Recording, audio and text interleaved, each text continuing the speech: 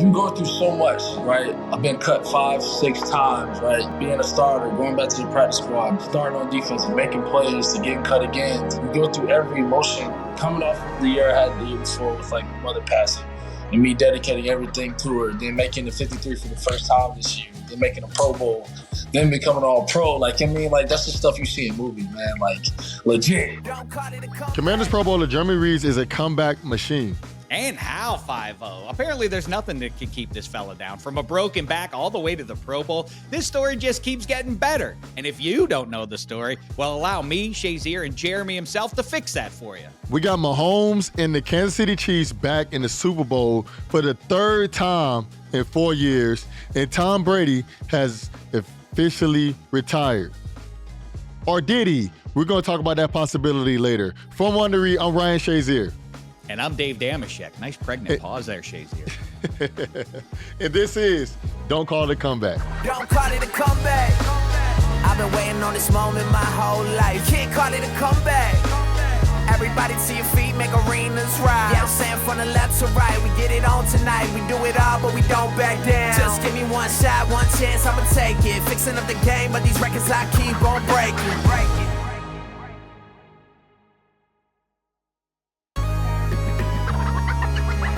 Shek, Jeremy Reaves is a Pro Bowler for the Commanders. This is one heck of a comeback story.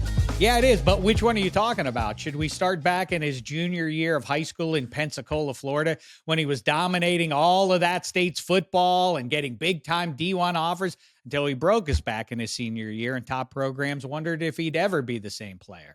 Hey, one thing I can tell you about this guy is he doesn't let anything put him down.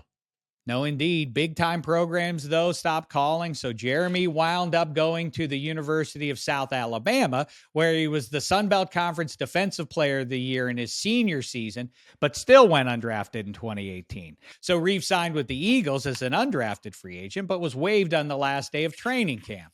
I've gone through all the ups and downs that, of being a starter, playing in a playoff game, and then going to practice squad, and then coming back up, and then going back down. So I've experienced every emotion that you can experience in this game. He bounced between Washington's practice squad and active roster for 3 years, getting waived 4 times and never feeling his spot was secure. Most guys see their NFL dreams fizzle out at this point, don't they, Shazier?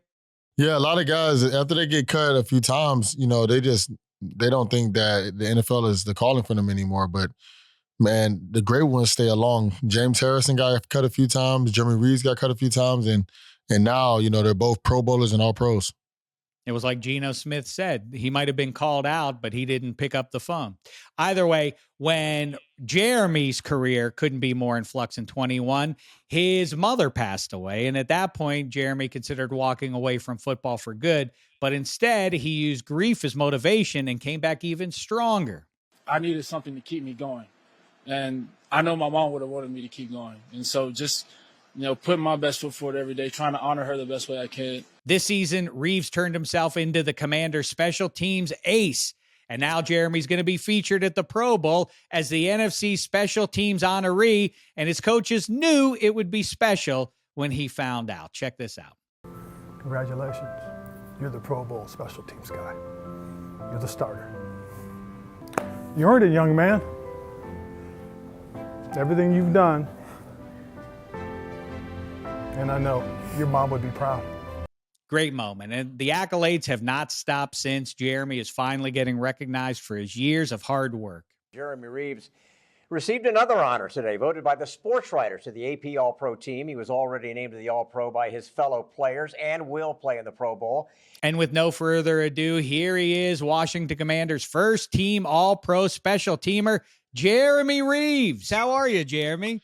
I'm good, brother. How you doing, man? What's good, Jeremy? What's good? Wow. Hey, so I want to first say something, man. You from Florida, I'm from Florida. Obviously, we're from two different spectrums. You're from Pensacola, right. I'm from Fort Lauderdale. But, being an all-area player, your junior year of high school, you fracture your vertebrae, and, you decide to come back and play football from that. Did your daughters ever tell you, like, hey, Jeremy, you probably should take a break when you was in high school? Yeah, so actually I remember when I went in and got my x-rays and everything, and I remember going in and they were telling me, because of the way it broke, it was pinching on my my spinal cord. So there was like an issue of like, can I ever play ball again, period. Mm. And that was like the scary part of everything was like, I didn't even know at 17, I had no idea was I ever going to be able to play football again. And man, I just prayed on it. I did everything they told me to do. I was in a, full torso brace, going to school every day. And then it's kind of crazy. I actually ended up coming back in 6 weeks. And, at 17, I was like, man, get me back out on the field. Like, I want to go play ball, And so I went out there and I finished out my year. And then, I'm here now. So. Did your back injury, like, impact your recruitment at all? Yeah, so I lost like everything. Obviously, like how it is from the players that play. At that point, it's like a liability issue. So I had a bunch of Power 5 schools that began to look at me. I was playing both sides of the ball then, so I was putting up pretty good numbers. I had LSU showing interest in Mississippi State and some of the big time schools. I had coaches coming down because we had a player that was really good. I ended up going to Florida State, and so he was bringing all these big crews in, and then obviously I was playing well, so it was like, who's this guy? And so I started to get a lot of interest, but then obviously, the way it works, the business works, I got hurt and, it kind of backed off in South. I remember Coach Jones called me when the news broke because I was kind of hesitant of telling everybody. Coach Jones, called me. He was like, hey, no matter what happens with your back, like, you got a scholarship here to come. And I was sold after that. Even when I came back, I was like, this guy stayed with me through this. So, I'm going to return that loyalty despite all these teams trying to show interest back. I'm going here. No, that's a lot of respect, man. Yeah, that really is. And then it pays off for the program because you end up being a legend, one of the great legends at University of South Alabama by the end of senior year. Over 300 tackles, 8 picks, 8 forced fumbles, reigning Sun Belt Defensive Player of the Year. After all those accomplishments, are you surprised that you don't get drafted? Yeah, man. I mean, I remember when I went through my season, I sat down with scouts, Ryan, you know how it is after you watch, you start meeting with scouts, watch the tape, everything. So I was in that process and they had like a second round day 2 grade on me, just off my tape alone. The big question with everybody was like, what was I going to run in the 40? That's what everybody wanted to know. That's like the $1 million question for guys coming out of college. It's like, what are you going to run in the 40? And I remember telling one of the guys, Jim Nagy, who's now head of the Senior Bowl, was the scout for Seattle at the time. And he used to come through because he was the original scout for the Mobile area. And I remember telling Jim, I was like, hey, I'm a football player. I'm probably not going to run crazy numbers on the 40, and I'm not going to have crazy testing, but I'm a ball player. Like, that's, you put the ball on the field, you say, go play football. That's what I do. And I think I ran like my pro day, I ran like a 4.6, 4.65 or 4.64, something like that. And I remember after I was on the phone with the post, after the draft, like the post draft, I called it. I had another draft basically. It was like the undrafted, pick where you want to go and everything. And they were like, yo, if you would have ran a 4.5, we would have took you with our second pick. And I'm just like, it's wild to think of it, man. It's just like that cost me earlier in my career. It's funny to me, because I said to Shazier, I said when we were talking about catching up with you today, I said it sounds super harsh, but running a 4.7 on your pro day, the average of your 2 runs that day, like that, it's that harsh a reality, I guess, that you just fall completely out of the 7 rounds. That's wild. 100%. Yeah, to me, it's crazy because like for instance, you're a ball player, you're all pro. It's been thousands of guys in the NFL history that's never been an all pro. You know what I'm saying? A pro bowler. And you ran a 4.7, and it's probably thousands of guys that ran 4.2s, 4.3s, 4.4s, and never seen the field for real. So to me, it's just crazy how like teams go off of just measurement so much, and sometimes it's just really good football players. I played it with a lot of football players that were just great at football, and they don't have the measurables. Like my best friend, whose jersey is right here, he went to Prairie View A&M. He could play in the NFL right now, but he's a smaller dude. He doesn't have the measurables, and he just kind of got wrote off. So like. With all that happening, you end up going to the Eagles. Did you decide to go to the Eagles, or like you end up going to the Eagles and, they end up cutting you the final round of training camp? Like, how did that feel? Did you feel like you did enough, or? So yeah, I actually made that decision. Me and my agent and my family had sat down and talked, and we was just like, this is kind of the best fit, culture wise. They fresh off a Super Bowl. They got the formula there, and there was an older group like Jink was there, Malcolm Jenkins was there, and Rodney McLeod was there. But behind that, there wasn't a lot of depth. So we were like, okay, we can go in here and kind of push, because I already knew I'm fighting an uphill battle, so we can make a push to at least get on the practice squad or, make the 53 right out of college. I knew I could play at the level. Like, that wasn't any kind of doubt. So I went through camp. I had a great camp there. And when they released me, it was a bit of a surprise because I had such a great camp. But that's my first lesson of, like, how the business works. Somebody else got cut from a different team that they liked. And they ended up signing him and releasing me. And then they said that they were going to bring me back on practice squad. But then another guy was released that they liked the year before, so they got him. And so I ended up going home. And so, yeah, it was definitely a shock. It was definitely – but I needed that kind of welcome to the NFL moment. This is how the business side of it works my first year, because it prepped me for the next 4 years after that where I was going through the roller coaster. Well, when you're doing that roller coaster at your level, it's fascinating to me, maybe not much fun for you when you're in that, but, you're a star player at every level. And then at the NFL, you're just trying to catch on and make the team. How hard is it? Or do you just avoid developing friendships? You're a human being after all. Sometimes fans can get that sideways, but is it like, I don't want to get close to anybody at camp because there's a chance I'm going to get cut? And how do you approach that differently, going from star to guy just trying to make it? Nah, see, that's the difference with this game is, like, it's inevitable you're going to make relationships with people, man, because at the end of the day, the guys in the locker room have nothing to do with the business side of the game, right? That's above everybody's pay grade. That's above everybody's job title. We just go out there and we play. And a lot of those guys helped me keep going during the times where, like, I knew I should be out there playing and I just wasn't. And I had to wait my turn. They're like, hey, man, just, stay the course, stay the course. I've got around a lot of great vets. Malcolm Jenkins was one of the ones that took me under his wing when I got to Philly. I still have a relationship with Rodney McLeod from Philly. Then I get to Washington, and then there's Landon Collins, who I still talk to, all the time to this day, and Kendall Fuller. And so, it's a brotherhood. I mean, like, when you get into this league and you play this game long enough, like, it's the biggest brotherhood that you can, have. And so, heck no, I got relationships with guys from the first team I was on all the way up until now. I got relationships with even the staff still in Philly. It's just like, that's how it works in this game. You're gonna build relationships, and at the end of the day, like you said, you're human, you're a person. Nobody's a robot, so those we all meant for a relationship. That's what we were created for. Don't call it a comeback.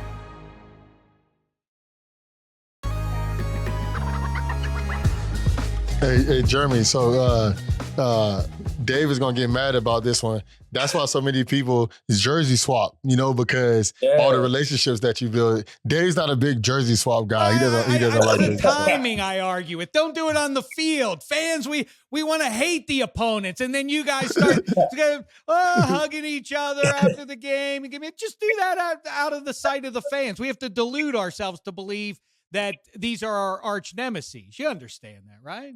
I get it from the fan standpoint, but again, you were talking about Daryl, that was my guy in college.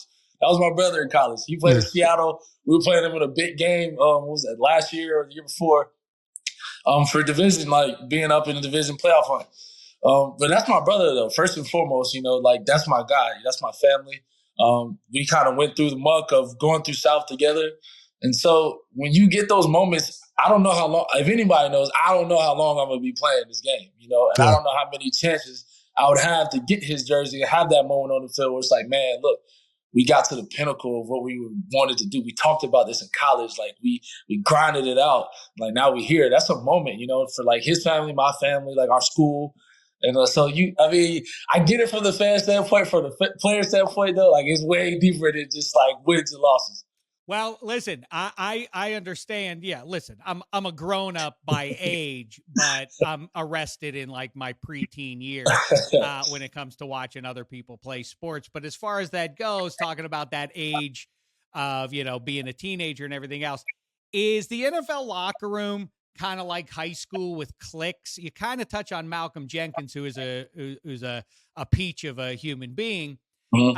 But is there a division between being, I'm just a special teamer and don't talk to the quarterback, and hey, those are the fancy pants offensive guys, and there's the high end defenders. You're just on special teams, or is it just one big collective? Nah, it's family, man. You'll catch, I call Taylor Heineke 4, but you'll catch 4 down there with us with the DVs, like he's a DV, and then we'll be down there talking to the receivers and Terry and Curtis. We'll be joking around with them, and the linebackers jump in, the O-line even, Like, there is no cliques or relationships. Everybody kind of rocks with everybody. It's just like we go to war together. I always say we spend more time with each other than we do our own family, In camp, it's like 12-hour days, man. Like, these guys, my brothers, we eating together, we napping, during the little rest time, and we watching film together. We do everything together. And so everybody, meshes and gets along with everybody. There's no cliques, really. We're a team. When you say family, like, that's what that means. Hey, so Jeremy, I want to ask you something, because I know at the beginning you had a few setbacks that motivated you and that pushed you to where you are now. But I know you went through something pretty serious in 2021 with your mother passing away. Right. Like, how did that loss challenge you mentally, with dealing with everything? Honestly, it knocked me down to the point where you question, can I get back up? Right. Like, this is the same 2021 is the same year where I came off a great 2020 season at the end, where I was playing and starting against the Bucks and the wild card round. And I finished it well. I thought I was getting over that hump of all right, now the league's not going to see me as just like a practice squad guy, like a fringe guy. Now I've crossed that barrier to getting cut again. And it was the frustration and the disappointment of that, it was tough. And then you pile that onto, my mother passes in the middle of, out of nowhere, unexpectedly. Nothing in life prepares you for that. I think as, children to parents of our own, we have this idea that our parents are superheroes and they can't die. I never thought there's never a thought in my mind that my mother would pass away.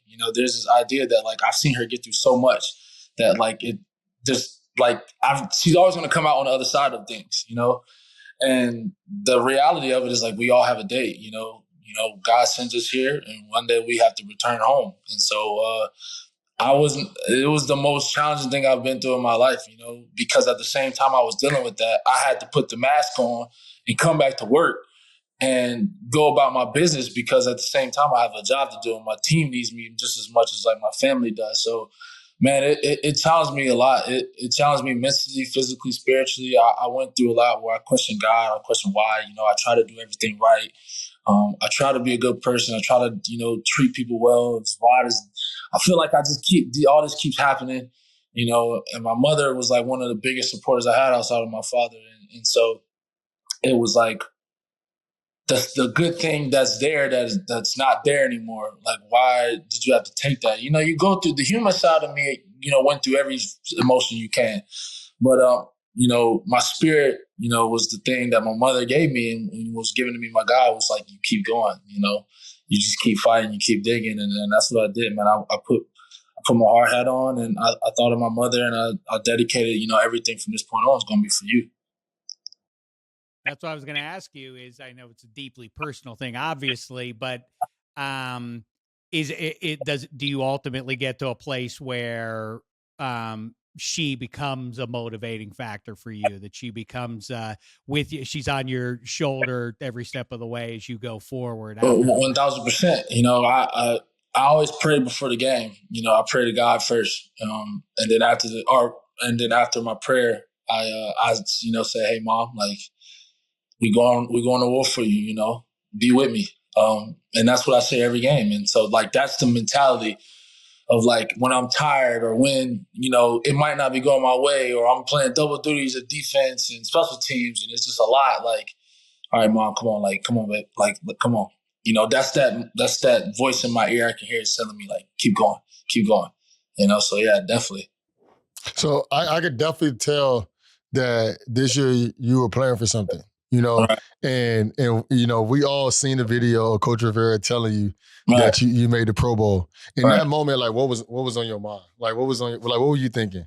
Man, I was just like, you know, you go through so much, right? I've been cut 5, 6 times, right? You go through the practice squad, the ebbs and flows of being a starter, going back to the practice squad, being a starter again, playing in the Thanksgiving game against Dallas and starting on defense and making plays to getting cut again to, you know, just the ups and downs, right? The second guessing of like, is this for me? You go through every emotion that you've been through, and then you finally get to that point where you're at the pinnacle where you say like, man, like I finally did it. Like I finally got here. Like I finally like went through my trials and tribulations. I didn't waver. I didn't fold. And like, this is the fruits of my labor.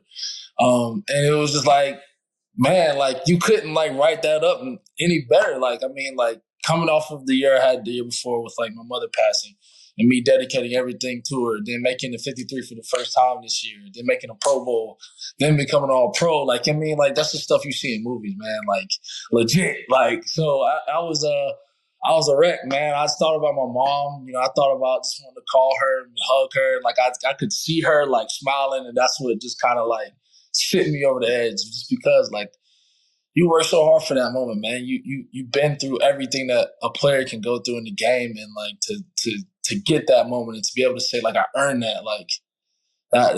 That's what it was, man. Hey, Jeremy, like with Coach Rivera, you know, he has his own comeback that when he beat cancer, Right. and he's decided to keep coaching. Is he somebody that inspires you? Yeah, man, absolutely. After in that video, there was something where it says like I tell Coach like, you know, I told you I run through a brick wall for you. I actually told him that after 2020 season. Man, Coach doesn't get enough respect for like who he is as a coach. This man, during a pandemic, had cancer. During a global pandemic where nobody knew what was going to happen and COVID was very like real for people and people were dying. Coach gets cancer and he's going through chemo, but he's still showing up to work every day. He's still handling his business every day, and he's coming out there and he's giving us everything he has. Then you fast forward to this year. He loses his mother this year too, the week before we play Philly. This man still shows up to work every day. He still comes in and handles his business. I have no excuse to not come to work every day and play my ass off and handle my business at work, because this man he faced death, you know, like in the most uncertain time in the world. And he still was up there every day, you know? And so absolutely, he's somebody that inspired me to keep going through my, you know, struggles and through my ups and downs. And he always told me, you know, just trust me, I'm gonna give you an opportunity. And when I always said, like, when I got a full opportunity to play a full 17 games, I was going to be one of the best players at whatever I was doing. And I'll be damned if I wasn't considered that. So he's been definitely an inspiring factor for me for sure. Boy, it's easy to get swept up from a great distance of, 32 different brands and get swept up in the brand. But behind that, like we talk about here, at least 3 human beings that I can cite, including you and Ron Rivera and Brian Robinson, some human beings in that locker room that are very easy to root for. Speaking of that, we have a little audio visual clip for you from way back in 2019 about your goals for the future. Take a listen. My first goal was to get to the league. My second goal was to make the Pro Bowl. I haven't made the Pro Bowl yet, and so I'm going to get to the Pro Bowl. You can document that now. You heard it here first. How's that hit your ear now? That's pretty cool. You checked some of those boxes off. That's fantastic stuff. But I'm curious, with those accomplishments, is that the finish line, or what is success going forward? Do you have to be named Nickelback for the Commanders in 2023? You know, one of the top 4 DBs. How's that look for you now? Yeah, no, that's just the start, right? You set goals yearly. Like every year before the season, before OTA start, I'll get a notepad out and I'll jot down what I want to be, right? Okay, this is my role. I want to be the best guy on special teams. I want to make a Pro Bowl. I want to, you know, help us go to a division, whatever. I take those notes and I might not look at them all the time, but subconsciously I'm always aware that those are the goals, right? And so that's what we're working towards. And so now that's just a start, right? So you checked off a box, but now there's a new list of boxes that have to be checked.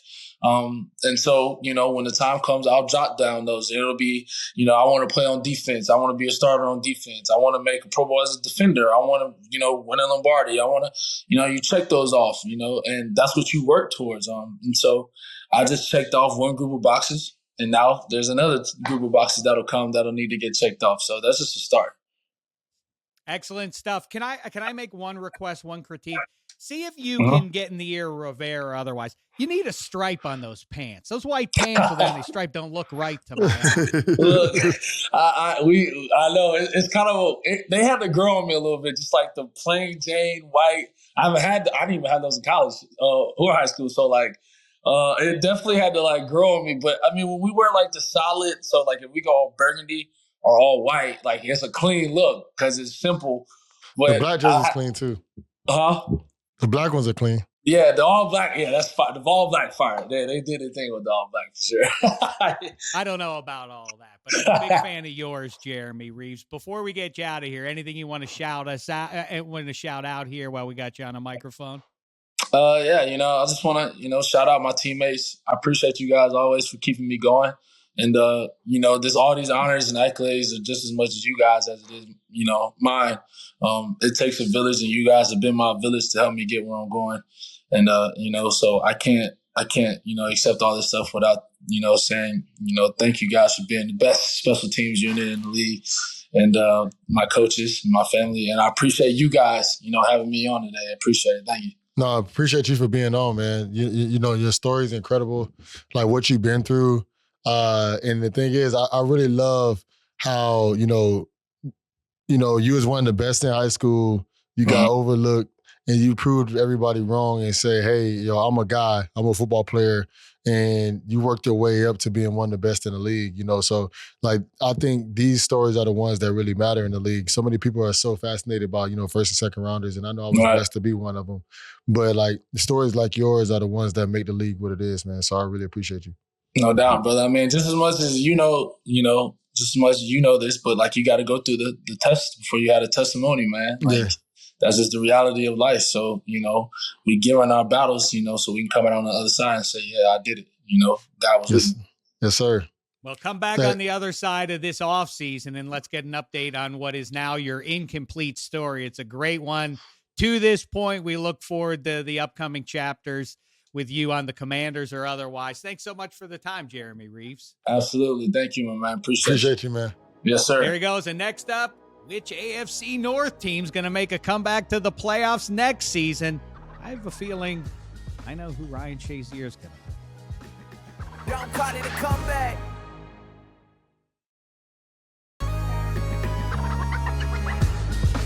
Man, Reaves was dynamite, but now it's time for other comeback stories in the news we need to give a look at right now. This is the Check Down. Patrick Mahomes and the Chiefs are going back to the Super Bowl for the third time in 4 years. Pat Mahomes Sr. told media this week that the Bears were going to draft Patrick. He said Pat was hurt on draft day when they traded up for Mitch Trubisky instead, and that he definitely wanted to be a Chicago Bear. Shazier, can Bears fans come back from hearing this all-time what-if scenario? I'm smoking on that Joe Burrow. Yeah, I'm smoking on that Joe Burrow. That's what the Bears fans wish that they heard versus the Eagles this week if they had Patrick Mahomes. But the thing is, if was a fifth, we'll all be drunk. That's what my uncle used to tell me. And I don't know if you know what a fifth is, but a fifth of liquor. So I figured that's what you were getting at. That's what your uncle was getting at there. Right? Yeah, no, I didn't know. I didn't know. But the one thing I would say is one of my really good friends is a Bears fan, and to this day he still hates to watch Patrick Mahomes because he was like, man, we could have had Patrick Mahomes, but we ended up getting Mitch. Mitch is a great guy. The biggest thing that kind of threw me off, and I know a lot of Bears fans what threw them off, is Mitch ended up going to North Carolina. He was a good player, but a lot of people didn't expect Mitch to go that high. And when Mitch ended up going that high, it threw a lot of fans off. But it's so crazy how everybody say, what if? But Patrick Mahomes was available for a lot of teams, and he slid all the way to the Chiefs, and they traded up for him. But I think every team, if they had the opportunity, would trade up for Patrick Mahomes right now. But that's not the case. And so the Bears, they thought they had their guy. They thought they had a guy that was going to be a franchise changer for them. They didn't think that Patrick Mahomes was a franchise changer. They didn't think that he was a Mitch Trubisky. So as a fan, that one really hurts. That one hurts a lot. But at the end of the day, like the Steelers fans are, we're thankful that we have Kenny Pickett, and we think Kenny Pickett is going to be our guy. So the Bears, I think what they end up messing up with them is they stop believing in their guy very early. And, once the team stop believing in you, once the fans stop believing in you, it kills that guy's confidence. I'm not saying that he would have been a Patrick Mahomes, but I think that they could have been in a lot better situation if they gave him more support and actually cared about him a little bit more than they actually do. But I think every team right now, even the teams that had Tom Brady the last 4 or 5 years, would say, hey, if I knew that Patrick Mahomes was going to be that guy, every team would have traded 2 or 3 draft picks, 2 or 3 first rounds for Patrick Mahomes. He can retire right now. He's a bona fide Hall of Famer. Well, let me yang to your yin there, Shazier. I love the what if things, football specifically.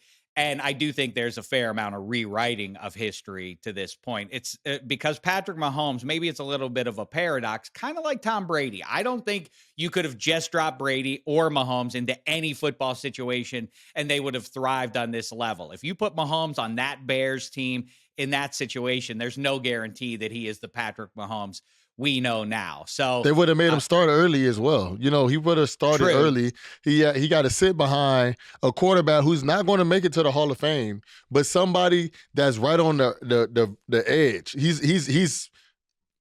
Alex Smith was one of the best quarterbacks in the league for a very long time. He might have not been an Aaron Rodgers or a Peyton Manning or Ben Roethlisberger or a Drew Brees, but the tier right underneath that was Alex Smith. He was the ultimate game manager. He always put his team in the right decision. He just wouldn't throw the shot down the field that Patrick Mahomes would throw. And, if Patrick Mahomes went to the Bears, if he went to a team that wasn't developed right there with a coach that isn't Andy Reid that knows how to develop quarterbacks, I don't know if Patrick Mahomes will be the guy that we see right now. And I'm not saying that Patrick Mahomes wouldn't be, but it does help when you have a Coach Tomlin-like coach, an Andy Reid-like coach, a Bill Belichick-like coach that can actually develop guys and who's going to be there for as long as you're going to be there. I don't see Andy Reid leaving anytime soon if he has Patrick Mahomes. Why? It doesn't make any sense. Well, the point, what proves your point is Alex Smith. Those early years in San Francisco, he appeared to be a bust until Harbaugh got there, and then the KC era with Reed, and he was a completely different guy. One way or the other, though, the Chicago Bears' best quarterback of the Super Bowl era is Jay Cutler. That is why it's underwhelming and upsetting when you hear Patrick Mahomes could have been on our team. Meantime, if you want to talk about a comeback, how about Travis Kelce's comeback to the mayor of Cincinnati? He called him a jabroni with the Lamar Hunt trophy in his mitts. 5-0. Do you think the mayor is ever going to say the word Burrowhead again? I definitely think the mayor would say Burrowhead again because Patrick Mahomes and Joe Burrow are probably going to play each other almost every single year for the rest of their careers. Shazier, you don't. I'm not gonna say that. I'm not gonna say every year. They're going to play each other a lot. I know they're playing each other next year for sure. Both of them won their division. They're both going to be playing next year. So I think with that being said, Joe Burrow still has Patrick Mahomes' number. Obviously, Patrick Mahomes has a Super Bowl, and if somebody on the Bengals team didn't make a critical mistake, that might be Burrowhead at this time. So because that made it a 45-yard field goal. I think it was 45 yards. And if you give him 15 more yards, that's a 60-yard field goal. So 60-yard field goal, obviously Buckner can make a lot of field goals, but they were saying all game, all you got to do they have to get to the 32, and they weren't even close to the 32 at that time. So I just think the mayor, obviously he ate his words this time. They were very confident. They was throwing a lot of blows at the AFC, champions for the last 5 years. So, if you keep throwing blows at Tyson, and you got them the last few times, you're not going to keep beating them. You know, that's the thing about rivalries and matchups. You got to have, they're going to fight back. And they find a way to win. It's a reason that they've been in the 5 AFC championships, because they know how to win. They find a way how to win. And I think it hurts for him to, he's going to have to eat his words. But say if, hopefully this doesn't happen, because, I'm a Steeler, ride or die. Y'all have a Steeler jersey right here, my dog James Ferrier. And I have a few more around. I have a lot of them around. I have Vince Williams right there as well. But one thing I would like to say is, if Joe Burrow plays Patrick Mahomes next year in Kansas City, I don't see why the mayor would be like, oh, I'm not saying it anymore. We still got you the last 3 times. So, all right, here we go again. And this time, I don't see us making the same mistakes that we made last time. So he going to have to eat his words, but that's the one thing about sports. You can put words out there. It only hurt when you got to eat them, but once you win, hey, you don't have to apologize. You don't have to say nothing. You just keep on moving and going to the next game. All right, if it doesn't work out, the trash talking, that doesn't mean you need to abandon it. I don't care if you're a mayor or a linebacker or otherwise. It's good for juicing up rivalries and intense meetings. What we don't need is what the Pittsburgh mayor did after the Eagles got to the Super Bowl and said, hey, a Pennsylvania Super Bowl. What are you doing, man? What are you doing? Don't do that. That's ugly, Yins. I don't think it's worse. I don't think it's worse than New York City. The Empire State Building put the Eagles colors. But I was arguing with my friends about this the other day, and I was like, there is a lot of Eagles fans in New York. It's 20 million people there. But at the end of the day, like you said, Mayor Gainey, come on, bro. Yeah, this is a Steeler town. You can't be doing that. And in New York, y'all can't be doing that. That's your arch rivals, So, but I understand. It's all sport. Big buildings. You don't embrace teams from other cities. Shame the devil. Now, Tom Brady embraced another city after he left Foxborough and went down to the Tampa St. Pete area. So I guess that's 2 cities technically. Either way, he is retired again, 5-0. Like you say, we've seen the movie already. We saw it from Brett Favre too. What are the odds that Tom Brady plays NFL football in 2023? To be completely honest with you, I don't think we're going to see him again. And the reason I say that is I think it's multiple reasons. Obviously, he has a lot going on in his personal life, and I don't want to get into what's going on in his personal life because I don't know, and I don't want to be assuming. Assuming makes it out of you and me, and I'm not doing that right now. So the thing is, to me, the reason I don't think he's going to play, I think it's 2 things. First, when you're the greatest player of all time, and I don't care what nobody else says, he's the greatest player of all time. If you're the greatest player of all time, and you don't actually get to go out the way you want to go out, I feel if you're good enough, you can be like, I'll just come back and I'm going to play until I want to play. So that's one thing. I don't think he did it because of that. Obviously, he wanted to win. They had a team that could win. Their old line was deteriorating. You could tell that they were a very old team. And to me, I think Tom wanted to ride in the sunset on his own terms. And then he had the video. It was very short-lived. He explained what he cared about. He posted stuff about the Patriots. He posted about his family. I think it was very emotional for him. You could tell he almost cried in the video. He seemed relaxed. To me, I think this is the way that he wanted to retire, but the news got out that he was going to retire. And then Adam Schefter and the media took advantage of the opportunity, and that's what they're supposed to do. But to me, I think when you're one of the greatest players ever, in my opinion, I think you should be able to leave the game the way you want to leave it. And I think Tom he probably didn't do it exactly how he wanted to, but this was an opportunity to say, hey, I'm going to tell the story the way I want to do it. And because I know when I had my injury, I wanted to tell the narrative the way I wanted to tell it and not allow nobody else to do it. Well, you talk about he wanted to have a storybook ending. Instead, he got a reality show that maybe he went back and looked at. And looking at that last performance, probably the vast majority of the season, there are a lot of issues on that Tampa team, but he was one of them. He got old.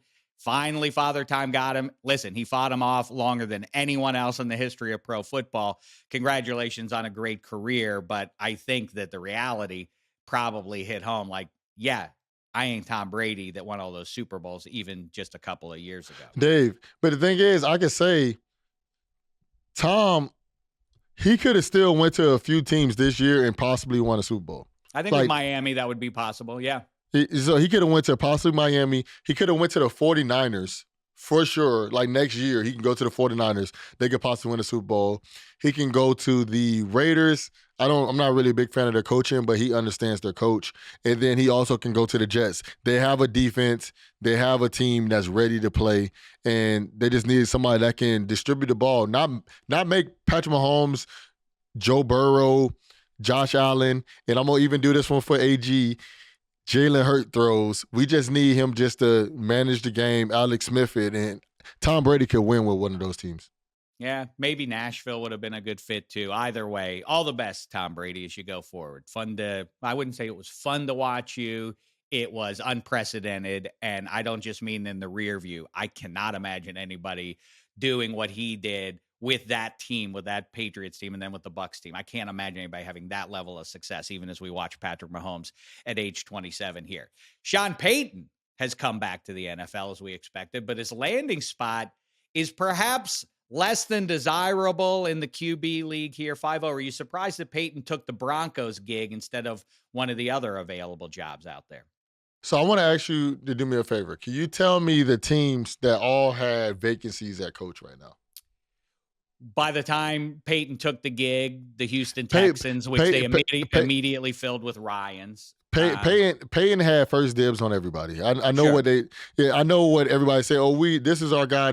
But Payton had first dibs. If he wanted to go to anywhere, he possibly could have went there. So I'm just saying, just teams in general that have vacancies. So Arizona makes some sense with Kyler Murray. You can at least blur your eyes, same as you could do with Russell Wilson, the trailblazer for guys 6 foot and under in the NFL succeeding at QB, Drew Brees. So there is something maybe to be said for Sean Payton knowing how to work with that kind of a guy. So, Murray or Russ might make some sense, very broadly speaking. So, so it was the Panthers, it was the Arizona, it was Houston, it was Broncos, and there was one more team, correct? Did you say AZ? You said Cards? Yeah, I said Cards. I think it might be one more. I'm sorry if I can't remember the last one. But the thing is, to me, I think this is the most fit team for him. This is my opinion, is the best team that is to build upon, that also has weapons. The only thing that they don't have is draft picks, because obviously they traded those draft picks with Russell. But in my opinion, their offense is good. I think that Sean Payton, he's a mastermind when it comes to offense. Him having Russell understands what he's going to try to do on offense. I think that they're going to communicate a lot. So, and I think he probably talked to Russell before he got the job. So once he talked to him, he was like, all right, let's see if we can get on the same page. Because if you can't get on the same page with your quarterback, there's no point. There's no point of you being the coach. And because both of them have big ego guys. They haven't said his contract yet, but I know it's a hefty one. So both of them, are going to be the highest paid at their position and highest paid at their job title. The one thing that I like about the Broncos is that their defense is set. They're not set, but they have a lot of really good young pieces on their defense, and Sean can build around that. And also in free agency, Broncos with Sean Payton is a lot more desirable as a player than Broncos with, we have a young rookie head coach. We have a young second-year coach. That's not as desirable as a Sean Payton. If I'm a player and Sean Payton's the coach, I know they're going to get the offense together because they have Williams at running back. They have good tight ends. They have a lot of weapons at receiver. Their O-line is pretty good. They have Patrick Surtain and their young secondary. Their linebackers are pretty solid. Obviously, they got to get their D-line a little bit better. Obviously, they got Bradley Chubb. But I think that him away. That's basically the swap. Bradley Chubb for Sean Payton, and giving the first round pick that they got in exchange for Bradley Chubb. Right. And I think, to me, that a young nice, good pass rusher, would love to go there, understanding that he has that secondary behind him. I think that's an appealing job. To me, Houston's not that appealing. You know, they have some pieces. They have Damian Pierce. They have Stingley, but it's not that appealing of a job. That's going to be a really tough job for DeMeco Ryans, but I hope him the best. And then, you know, Carolina, you know, that team is, I don't know. You know, in the Colts, that's another team. So I think, to me, if I was him, it would be the Colts or it would be the Broncos. And the Colts just have too much, just like brownish issues in the front office, and I'm not good with that. So I think the Broncos make sense. From the looks of the ads during the playoffs, Caddyshack appears to be making some kind of a comeback in a Super Bowl ad. Shazier, what's the best sports movie of all time in your book? Sports movie of all time, man, that's a very hard movie. That's a really hard one. You know, one movie I like that was a sports movie. I wouldn't say it's one of the greatest of all time, but I'm gonna just throw another one to AG. His guy Mark Wahlberg was in it, Invincible. That's the name of it. That was a pretty good one. But to me, the best sports movie of all time would have to be either Remember the Titans or Race. In my opinion, I just think that just the breaking of the barrier in both of those movies, to me, just really demonstrates how strong sports are. You know, Jesse Owens from Ohio State, the Ohio State University, went to Germany, won, you know, with 3 or 4 gold medals in Germany in front of Hitler. I think that is crazy. That's a crazy feat to do. And then also have a movie documented, but then also just how he fights the race battle. But then also the same thing with Remember the Titans, how football brought 2 cultures together when at first in the beginning of the movie, they strongly disliked to hating each other. So I just love those movies. Obviously, those have another story as well to it. And then my all-time favorite sports movie, but this is not one of the best of all time, is Express. I just love the Ernie Davis story. So I'll go since you didn't ask. I'll say Hoop Dreams, love The Natural, Slapshot. And I know a lot of people don't like it, but Hoosiers. No.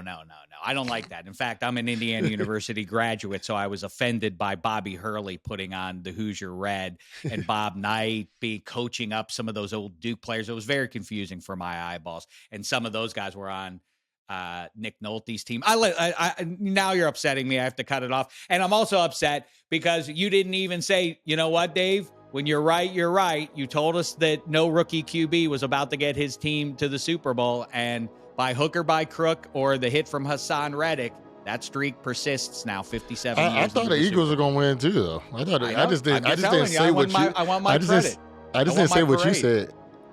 Right. I'm going to give you credit for us believing in the same thing.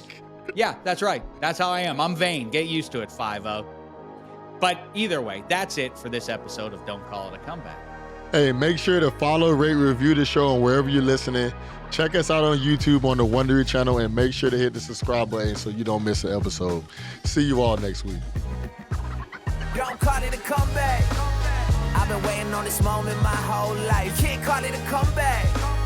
Everybody to your feet, make arenas rise. Yeah, I'm saying from the left to right, we get it on tonight. We do it all, but we don't back down. Just give me one shot, one chance, I'ma take it. Fixing up the game, but these records I keep on breaking.